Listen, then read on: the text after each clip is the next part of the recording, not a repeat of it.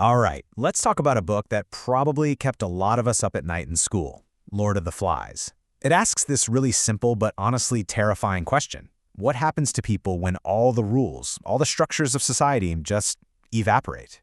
What happens when a bunch of kids have to survive completely on their own? And that's really the question, isn't it? It's the whole point. It forces you to think about that thin, thin line between being civilized and, well, our more primal side. We're about to see exactly how one group of boys answers that question, and the results are absolutely devastating. So here's the setup. It all starts with total chaos. A plane, packed with British schoolboys, crashes on a deserted island out in the middle of nowhere. The gut punch? No adult survivors. So right out of the gate, they have to try and build a whole new world, right there on the beach. You know, it's funny. The very first tool they find to create order isn't some piece of tech from the plane or a weapon. It's just this beautiful conch shell. Two of the boys, Ralph and this super smart but kind of nerdy kid they call Piggy, find it. And when Ralph blows into it, that sound, it cuts right through the panic and brings all the scattered kids together. It's literally the first step toward building something new. And right away, in that first meeting, you can see them trying to copy the world they just lost. They vote for a leader, and they pick Ralph. Now, this immediately creates some tension with another boy, Jack. You can just feel it. They make a rule, a really important one. Whoever's holding the conch gets to speak. It's their first shot at democracy. And what's their number one priority? Rescue. So they all agree to build and maintain a huge signal fire. But you know how these things go. That optimistic, hopeful beginning, it doesn't last.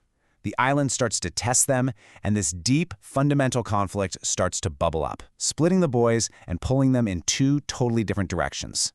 The real battle for survival is just getting started. And this is where you really see the two sides take shape. On one hand, you've got Ralph. He's all about the long game, building shelters, keeping that signal fire going for rescue, and sticking to the rules. But then you've got Jack. He's drawn to the here and now, the thrill of the hunt. He's offering meat, excitement, and this really seductive idea of just letting go of all that responsibility. So this tension, it boils over in one catastrophic moment. Jack becomes completely obsessed with killing a pig, and to do it, he pulls the boys who are supposed to be watching the fire away from their post to join his hunt. He chooses the thrill of the chase over the duty of rescue. And, yup, here's the heartbreaking result. A ship, an actual ship, appears on the horizon. It's their ticket home, their one big hope. But the signal fire is out. It's just cold ash. The ship sails right on by, completely oblivious. And that missed chance, it just drives this massive wedge even deeper between Ralph and Jack. So with that hope of rescue seriously fading, something else starts to creep in and take its place: fear. It starts as just whispers among the younger kids, this vague terror. But it starts to grow, taking on a life of its own, and becoming more real and dangerous than anything else on the island. And of course, their fear finds something to latch onto. See, a fighter pilot was shot down over the island, and his body drifts down in a parachute, getting tangled up on the mountaintop. So when the boys see this dark figure swaying in the wind, they're convinced, that's it, that's the beast. And Jack? Oh, he sees this as his golden opportunity. He uses this fear of the beast to totally undermine Ralph. He stands up and says, "Forget the rules, I'll hunt this thing. I'll protect you." He breaks away, forms his own tribe, and promises them meat and safety from the beast. And slowly, most of the boys leave Ralph's camp for Jack's new tribe. But there's one boy, Simon. He's different. He's quiet, thoughtful, and he goes off into the forest alone and has this profound realization. The beast isn't some monster on a mountain. It's not something you can hunt with a spear. The beast, it's the darkness inside of them. It's the cruelty they're capable of. It's them. So Simon, he climbs the mountain, and he sees the dead pilot. He gets it. He now knows the truth that can save them all. So he runs, desperate to tell the others. But he stumbles right into the middle of Jack's tribe as a storm is breaking. They're doing this wild, frenzied hunting dance, chanting and screaming. They're completely lost in it.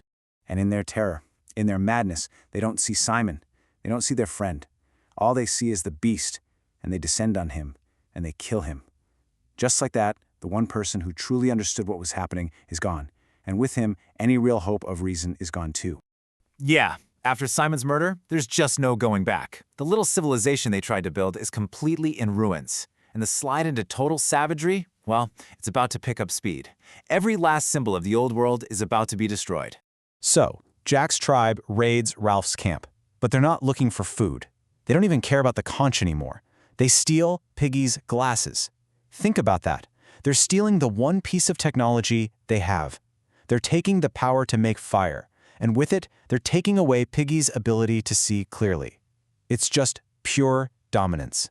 Ralph and Piggy make one last desperate trip to Jack's fortress, Castle Rock. They're trying to appeal to reason one last time, and Piggy, he's holding the conch, pleading with them to remember what's right. But the rules are dead. And then, the conch, that first symbol of democracy and order, is smashed into 1,000 white fragments. And in that exact same horrific moment, a boy named Roger, Jack's terrifying right-hand man, shoves a huge boulder from the cliff top. It hits Piggy, and just like that, he's gone.